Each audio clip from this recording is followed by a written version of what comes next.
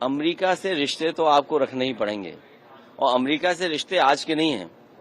America जैसे ताकतवर देश से आपके रिश्ते पहले से बहुत रहे हैं। उन रिश्तों को कैसे मजबूत किया जाए और कैसे बेहतर किया जाए, इस दिशा में काम करना चाहिए। और अपने हित, चाहे वो हमारे कारोबारी हों, चाहे हमारे किसान हों, उनके हितों में सोचना चाहिए। और फिर सोचने की बात तो ये है कि आज 11 साल सरकार की हो रही है, आखिरकार ये कहना क्यों पड़ रहा है, क्या वजह क्यों कहना पड़ रहा है।